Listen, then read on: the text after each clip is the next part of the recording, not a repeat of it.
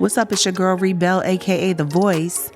And yeah, I'm back with another episode of the reality recap. Yo, this music though, I can't even focus. This track is crazy. Like, it make me wanna, I wish I could rap. I wish I could sing. I wish I could do something. I wish I could hum. I wish I could do something. It's this just banging. Okay, shout out to Seb Mac. All right, check it out. This is the reality recap with your girl Rebel. And I am back with another episode. I'm covering season 2, episode 5 of Love and Marriage DC. And, you know, I think it's going to be really juicy tonight. I couldn't wait because there's some things that's going to pop off. But you know what? Let's just jump right into it. Let me check it out. This is how I do it. I watch the segments and then I discuss the segments. The same way you're watching is the same way I am discussing this. So that's what it is. Let's go ahead and get into this thing. This is your girl Rebel, aka The Voice. This is the reality recap. Season 2, episode 5, Love and Marriage, DC. Let's go. All right, so this first segment, it opens up, you know, they pick up where they left off with the quote unquote, the setup.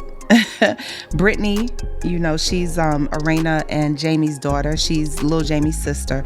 She has him over to her house and just under the guise of just they chilling or whatever. And then Erana and Jamie and Lil Jamie's grandmother, they all show up to talk to him, right? So they come in and Brittany lets everybody know, listen, we are gathered here today, honey. She done gathered them there today because she's sick and tired. Child, she tired. She says she tired of just talking to every single one of them one-on-one about the situation. She is just ready for some damn resolution. So she's like, listen, we are here. We're going to put this thing on the table. We're going to put it all on the table and we're going to talk about it and we're going to try to move forward in this thing. Who want to go first? So I'm like, it better be Jamie. Hopefully it's Big Jamie. And, you know, let's see what happens. Let's see who speaks up first.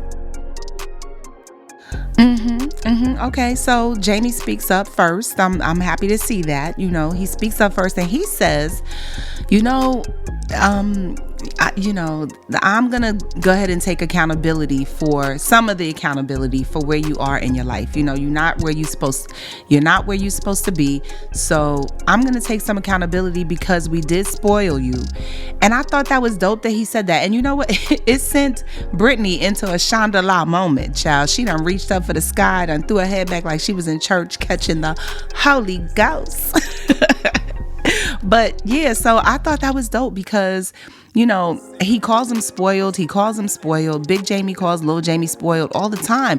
But my thing is, you can't spoil your child and then call him spoiled. Like, you gotta claim that. You gotta claim it. So Big Jamie says, yes, I'm gonna take accountability for that.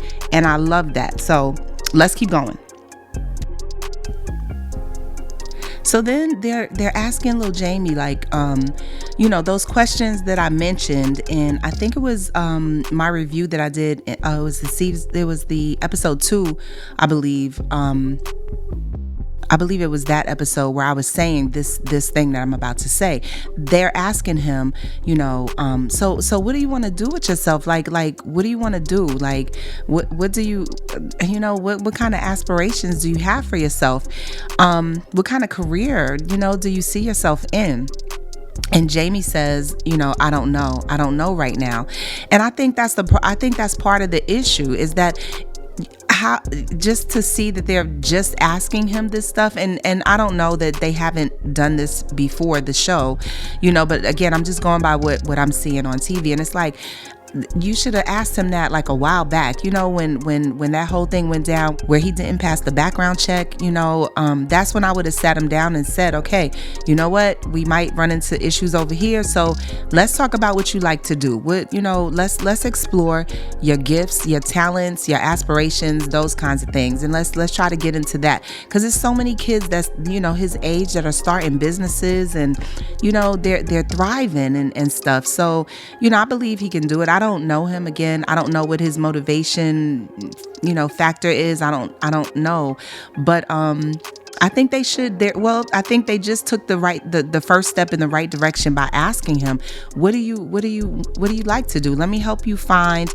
And I love how Arena said, how can I help you with this? That's support. I love to see that. That shows that's support, that's what he needs, that kind of thing. How can I help you? What can I do to get you on a path, to your greatness? And that's what he needs and everything. So then Big Jamie says, I want you to be great. I really do want to see you be great.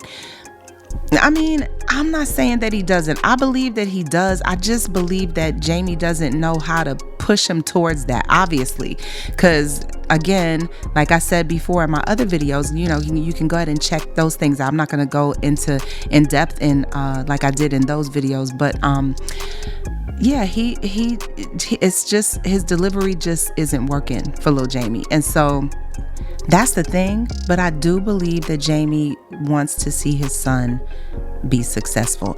And then he's telling him this. He's like, I want you to be great for show these people in this room, that you want this, as much as we want it for you, right? And he breaks down, starts crying. Jamie does. And that just like, child. And then the grandmother starts crying, and it's just a moment. It's a moment. It's a beautiful moment. It's really, really touching, for real. So then, this whole segment is it's a lot. It's deep.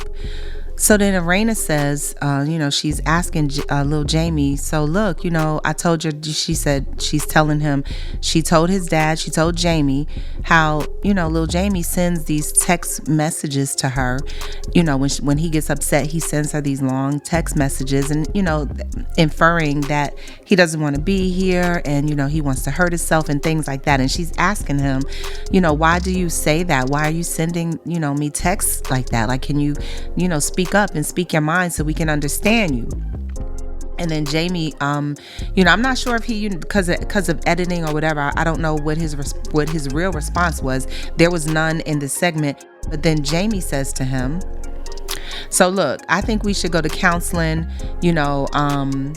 which I think is dope. I was really excited when he said that, because I was like, yeah, that's what y'all need. Like, that would be awesome if y'all really, that would be dope if y'all all just, went to counseling and talked about, better ways to communicate with each other, especially with Lil Jamie. But he says right behind that, he's like, and if you don't want to go, then you can just, you got to go. You got to leave the house. I'm talking about you got to get out. Like, pack your stuff, clear the room, take your clothes out and go live with your girl. I was like, damn, Jamie, you were right there. You were so close. We were all rooting for you.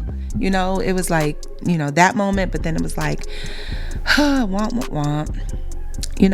He hits them with the tough love again, and the son, Jamie, Lil Jamie, is like, I don't want to go to counseling. I don't think I need counseling. Listen, you do, boo. You definitely do. I gotta say, I don't know. I'm not a professional, but I think, in my opinion, that, the counseling would help. And like they said, not just for you, but just, as a whole family, all of y'all definitely need to go talk to somebody independent of your household and your family that could, really get to the bottom of, a better way for y'all to, to see each other. And it may not be eye to eye, but at least to understand the perspective of everybody and that kind of thing. So I was like, when he said he didn't want to go, I respect that. But when he said he didn't think he needed it, I was like, no, boo, you do. But then, he gets up and he walks away. And the crazy thing about it is that with everything that they said, and again, this show is edited, we may not have seen like the entire version of what really happened, but from what they showed, he immediately says, well, all he's hearing is that I get it. Yeah, I understand. I'm the bad guy. I'm the problem child. I'm the this, I'm the that. And saying all this negative stuff, about himself that he's perceiving that they have said to him. I didn't hear any of that. I thought I heard support, until Jamie said that thing about either you go to counseling or you got to go. That was a little to the left. But the energy in the room was seemed to be supportive. So it was like, kind of crazy to me how little Jamie just from that got, oh, I'm the problem child, I'm this, I'm the, all those negative things. And maybe he's just referring to previous conversations, maybe things they have said to him. But again, he is hurt, he is broken. He's talking about, what if I just disappear? What if I, it's just not good. It's just not good. Let's keep going. So then in another effort to show him support, they kind of surround him, Jamie, the family does. Brittany walks down, to be near him and to talk to him. Erana goes down there, the dad, they all kind of go to where he is, which again, that shows support.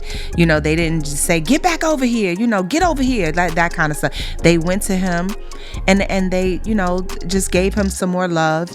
And Jamie says, Lord, honey, Jamie says, this is the aha moment of this segment. Jamie finally says, look, this counseling is not about you. It's about all of us. I need this as much as you do. I got some stuff I'm dealing with in my head, and maybe I'm not approaching you right. Ooh, ding. There it is. There it is. I was like, that's it. Yes, that's it. That's it. That's it.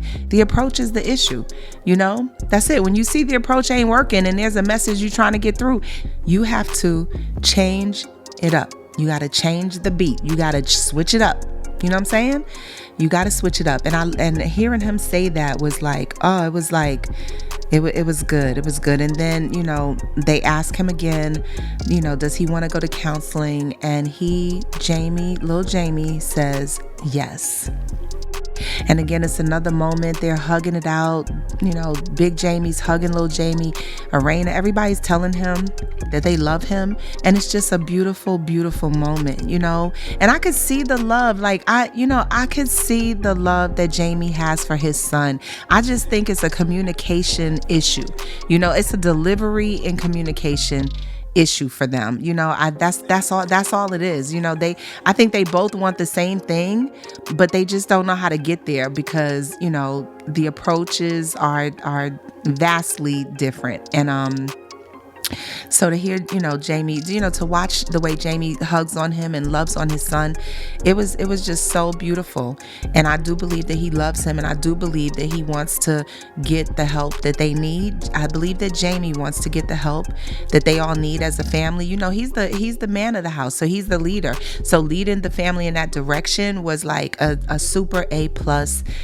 I'm so happy to see that. I'm so happy to see that. Good for you, Jamie.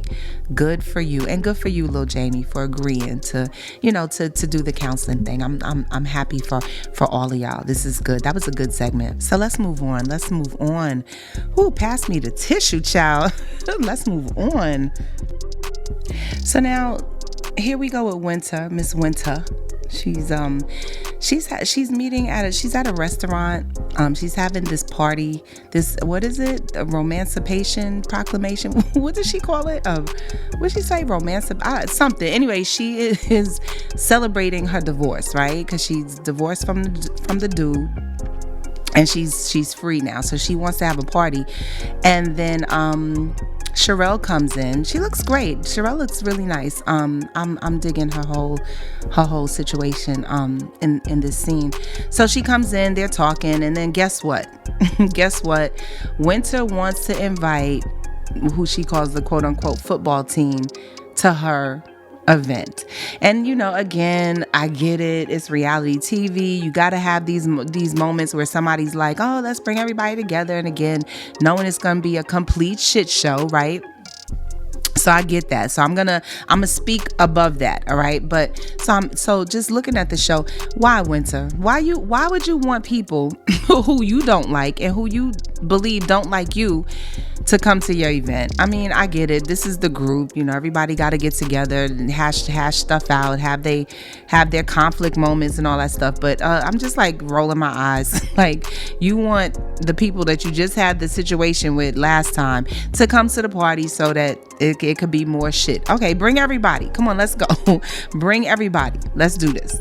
Moving on, shall. So then Sharrell, again, there's that thing. So Sharrell tells Winter, yeah, so I think I want to, see Joy about something. She out in these streets saying, my husband is this, he's shady, he's doing bad business, blah, blah, blah, and she says she doesn't like it. Sharrell says she don't like that. And I don't blame her. I'm just, listen, you stick up for your husband. You gotta stand up for him, right or wrong, in these streets. You gotta, rightfully so, she's doing what she's supposed to do as a wife. I respect that. And she's just like, I'm not even gonna repeat what I'm hearing, because I'm getting lit just thinking about it. So again, she's doing exactly what she's supposed to do as a wife. Stand up, get to the bottom of the situation, but it's gonna be interesting. So let's move on. Let's see how it plays out. So this is a quick segment. No pun intended. It's a quick segment, real quick. Ashley and Quick are, just sitting down talking about Quick is getting his own street. Quicksilver Way, yeah. Quicksilver Way, yep. He's getting that. That's what's up. So then they're talking about their son, who got in trouble at school because somebody stole his jacket, and he went to approach the kid, and they started fighting, and so he got suspended or something. And then Ashley's like, I don't see why he got suspended in the first place. He should have, he did what he was supposed to do. He went and confronted the dude about the jacket. He went and stood up for his stuff. And then Quick is like, no, because what if he snatched, apparently the son saw the dude in the class, snatched his bag, and I guess he figured his jacket was in the other dude's bag. And so Quick's thing is like, yeah, you could have went and snatched the bag, and could have been drugs or something in there, and you could have been in trouble. And he makes this really great point that everybody is always one step away, one bad decision away from a whole different life. And it's so true. And to his point, Quick is saying, what if his son took the little boy's bag and there was drugs and, that stuff. That's not my thing. It's like, what if you approached the boy, and what if he had a gun? You know what I'm saying? What if you snatched his bag and he pulled out a gun and just started shooting? Like, it's just, you got to be careful. And Quick is right. You can't, it's always one decision away. For every action, there's a reaction, and there, it ain't always positive, So, I hate that he got suspended, but I'm glad he's alive, and I'm glad that situation didn't go too far to the left and everything. So, all right, so that's it. Moving on. So look, we are here, right? So Joy, this next segment, Joy is walking up to meet up with Sharrell at a restaurant. And it's so funny. You could look, the look on Joy's face as she's walking up into this space. She is just like, child, I am not feeling this. She don't want to talk to this girl. She don't. But I want to see it though. I want to see how this goes. Let's see how this goes. Moving on.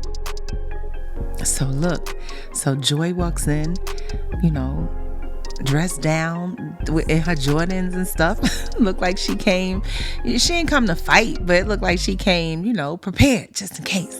Cause Sharrell looked like she'll pop off. Sharrell looked like, she looked like a thorough DC chick, you know what I'm saying? So Joy came in like, okay, I ain't wearing no heels. I ain't wearing no, no dressy stuff. And just show up and see what's good. I love it. All right, so they sit down. The energy is weird. It's awkward. They both kind of staring each other down. Who gonna talk first? And then Sharrell speaks up like, okay, so boom, here we go. We here. Joy is like, I don't have a problem with you. Sharrell is like, well, my issue with you is just that you in these streets talking shit about my husband.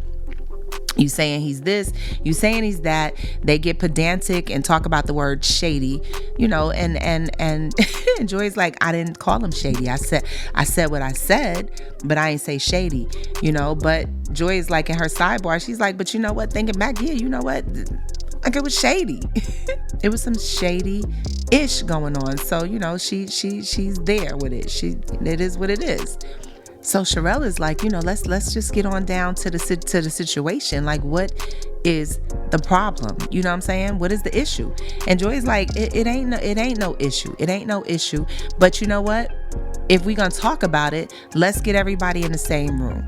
Boom. Again, that's what I said before. I need to see that. I need Joy in the room. I need Black in the room. I mean, it's cool if Sharrell is in the room, but however, she wasn't there. Joy points out, yeah, I knew him before you. So this issue that I have is before, maybe he may be different, with you now. But this is my experience with him. It was before you. Maybe you don't know nothing about how he was back in the day. But here's the thing. Joy said to her, bring him.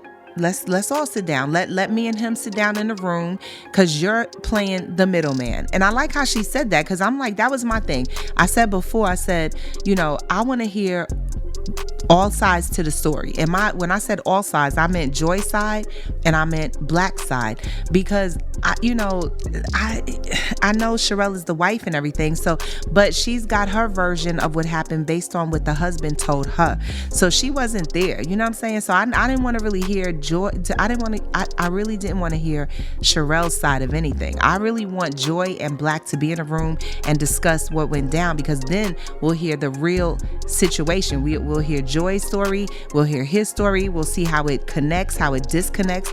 We can figure out what really went down. But she calls her the middleman, and in a way, I gotta agree, she was right though. So now we get to the real deal of what happened with this group Mambo Sauce, right? So Joy is explaining what happened. She's like, okay, so apparently they're in a group.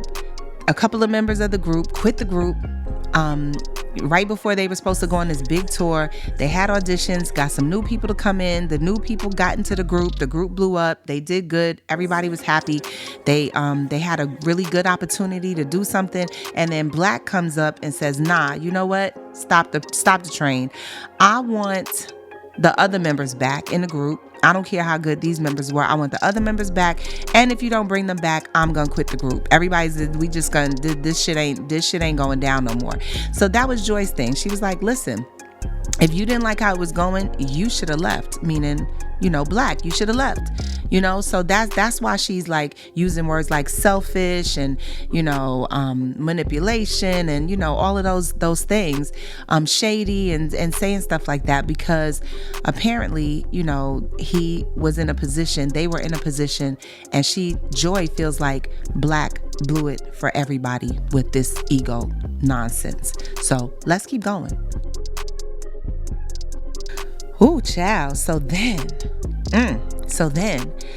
Joy is, they still kind of, her and Sharrell are still going back and forth about this situation. And Joy is like, you know what, just hold up, just stop. And Sharrell is like, look, don't tell me to stop. And she, you look in her eye, child, she dead ass. She is dead ass. Like, don't tell me to stop, honey. Don't do that. Don't play those games with me. And Joy is just like, okay, you know what do you want, girl? Why are we here? Like, let's get to the bottom of this. Why are we here? What do you want from me?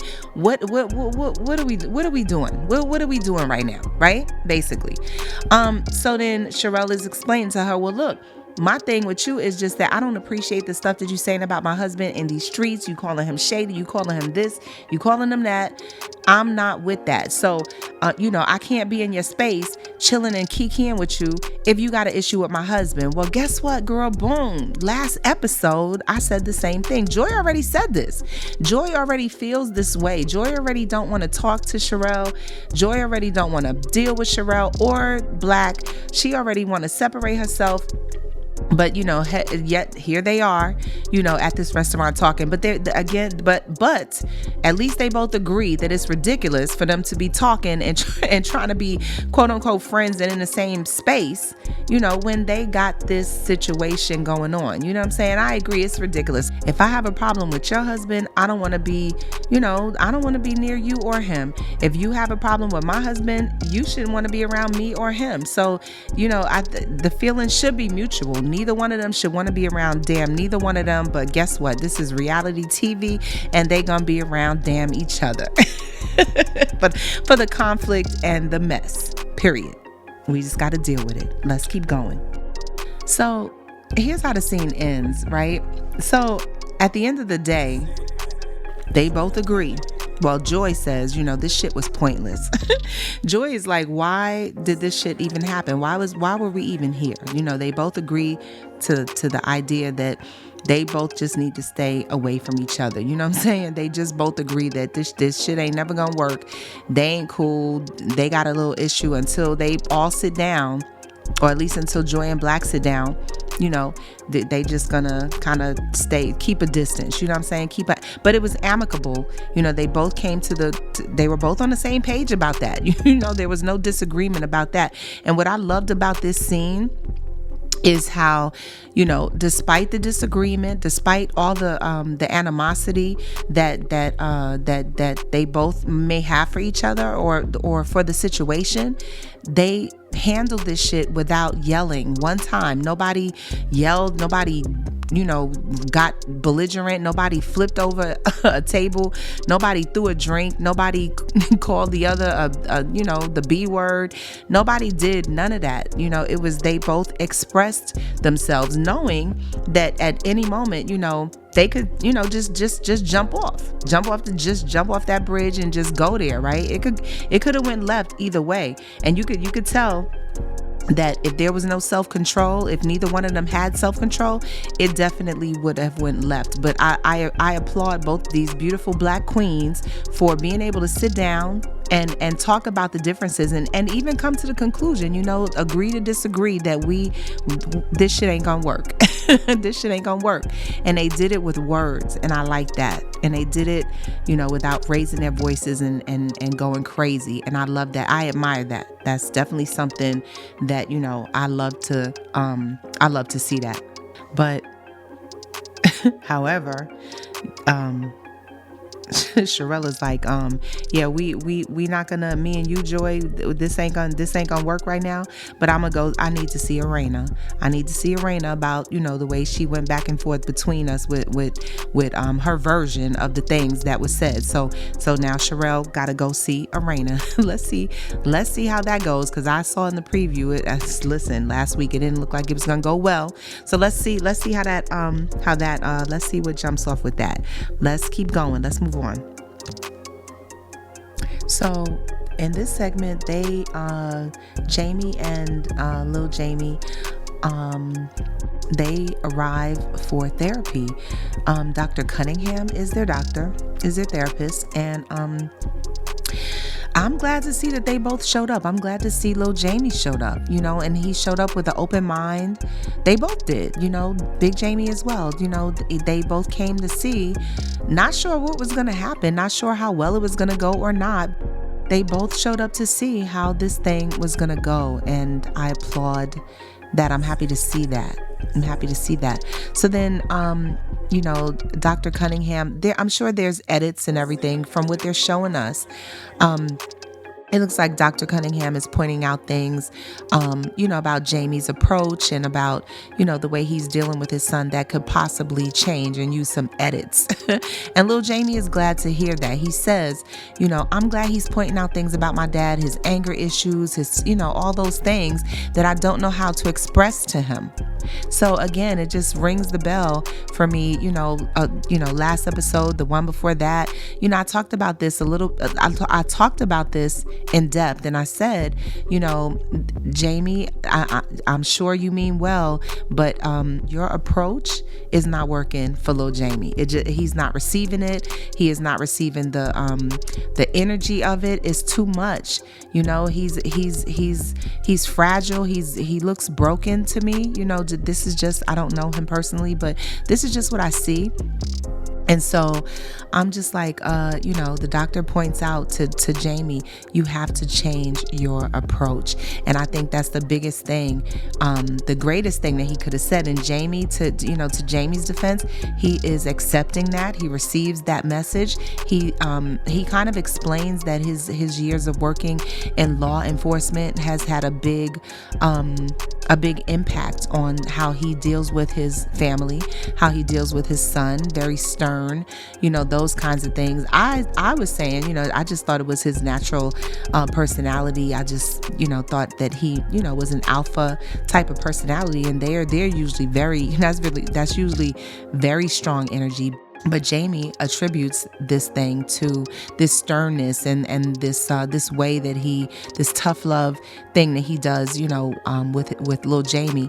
He attributes that to his years of being a detective in law enforcement. So, it all makes sense. It all makes sense. I'm just glad they're here. I'm glad they're both open. So far so good. So let's keep going. So one of the things that was like, it was one of the things towards the end of this scene, towards the end of this segment, when the doctor says to Lil Jamie, well, what do you think is in your way? And Lil Jamie's like, I don't know. And he's kind of thinking, trying to figure it out. And the doctor says, it's you're in your own way. You're in your own way. And what's crazy is that that is the same thing basically that his dad, Jamie, is telling him, but it's just that Jamie is saying it in a whole different way. He's using different words, harsher words. He's using a harsher tone. So Lil Jamie can't receive that. But when the doctor says that to him, which in essence is the same thing, you're not doing anything. You're not accomplishing anything because you're in your own way, with all of these feelings of, just feeling down and the negative feelings that he has about himself, based on, the relationship with his father and the family and stuff. So he's telling him basically the same thing, but the son receives it. Lil Jamie receives it. He's like, kind of like, okay, yeah, you know what, you're right. And it's just crazy how just a switch in delivery, just changes everything. And so Lil Jamie is open. They discuss more about, Lil Jamie's feelings of why he's, wanting to hurt himself, and they trying to get to the bottom of it. And it's expressive. He's talking, Lil Jamie is saying why he feels this way. The doctor is giving him, mechanisms to cope with those feelings of hopelessness that he has. And, it's going well, but it's just crazy watching how Lil Jamie is receiving all of this and, almost with a smile on his face. And so they end this therapy session, and the doctor tells Lil Jamie, you can do whatever you want to do. They hug it up, and Lil Jamie's there for it. He's open for it. And the doctor says, if you have feelings of hopelessness, or you feeling down and you want to hurt yourself, those kinds of thoughts, you can call me. I can help. And Lil Jamie, when they are leaving, he says to him, can you make sure I get your number?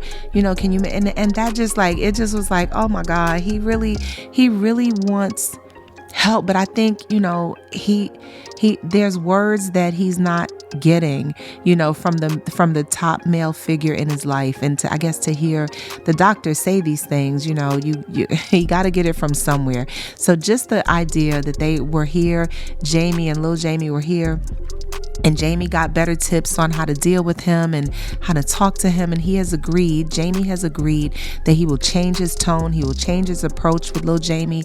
And, they will take steps forward towards healing. This is dope. This is dope. So yeah, I love to see this. So let's move on.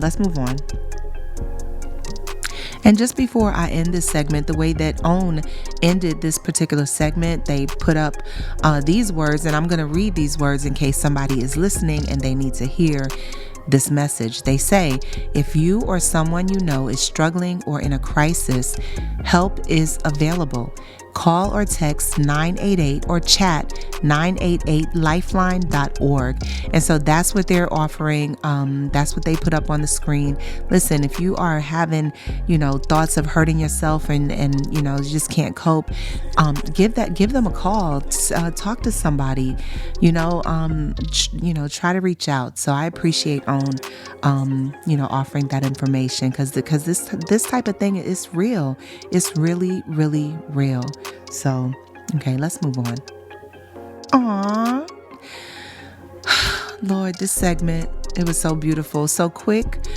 DJ Quicksilver, this is so nice. He's getting his own street name on the block that he grew up. He's getting Quicksilver Way.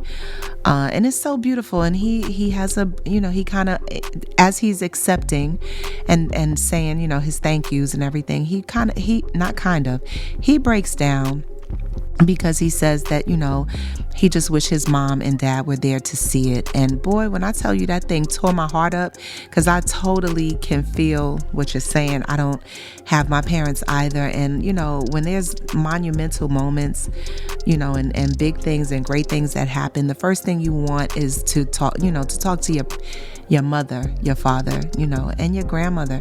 And so I get it. And that was a tearjerker scene for me. So anyway, and as I'm tear jerking, this tear jerk moment was interrupted. Stop the press. Was interrupted by Sharrell, coming through with her, I know this is, we supposed to be here for quick and everything, but I see Erana and her Bob over there, and I need to holler at her. So this very sentimental moment is interrupted by some drama. Let's keep going. So Sharrell is like standing here with Black. Listen, I've been calling her husband Alvin, Alfred. I think I was getting it all mixed up. Bottom line is his name is Black. I'm going to refer to him as Black moving forward. So Sharrell and Black are standing there, and Sharrell is confronting Erana. Erana figures it out real quick. She figures it out real quick. She's like, oh, okay. So what you not here to talk to all of us. You here to talk to me. And I'm like, yeah, she's here to talk to you. She here to talk to you. So this thing is about this word, the word shady. Everybody's like, I never said it. She said, she said shady. I didn't say shady. It's all about the word shady. And so, Erana, it's weird because it goes from like 0 to 60 so fast. I had to rewind it because I'm like, did I blink and miss? I blinked and missed something because first they were talking, then they started yelling. So, but Sharrell's thing is the word shady. Don't call my husband shady. And so, the bottom line is it's about the word shady being used to describe Sharrell's husband Black, and Sharrell's just saying with it. She like, you can say what you gonna say, but you ain't gonna say he's shady because my husband ain't that. I applaud her standing up for the dude because that's what you're supposed to do. So let's keep going. This thing is it goes from 0 to 60 real fast. Y'all are losing me with this because it's boiling down to whether or not the word shady was used or any synonyms for shady. I mean, Erana points out the synonyms for shady: dishonest, unethical, untrustworthy. And she's saying this is what Joyce said. She didn't use the word shady, but damn, she said dishonest. She said unethical. She said untrustworthy. That means he's shady. I mean, period. but it's crazy. Y'all losing me with this because like it's boiling down to y'all arguing over a word. I mean, the pettiness of these arguments is just like, son, come on now. All right, let's move on.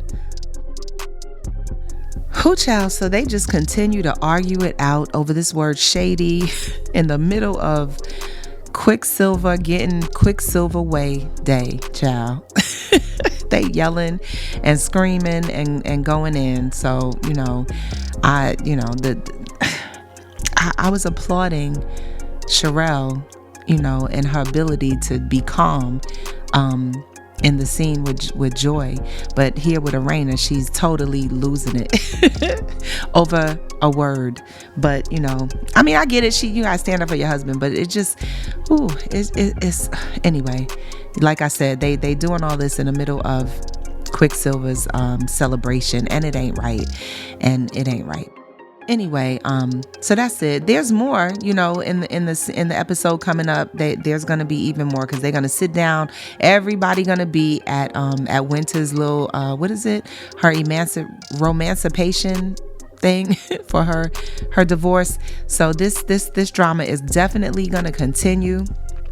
But listen, that's it for tonight. And this was the reality recap. It's your girl Rebel, aka The Voice. This was the reality recap, season 2, episode 5 of Love and Marriage DC. I can't wait till next week to see how this story with Joy and this band and Black and Sharrell and all this stuff continues to progress. So check out my other videos if you want to hear some of my insight on how we've gotten to this point. And go ahead and like this video, go ahead and subscribe to the video, hit the notification bell so you don't miss any of my future recaps. You can get all of this work. You want all this work. So again, it's your girl Rebel, aka The Voice, and I'll be back.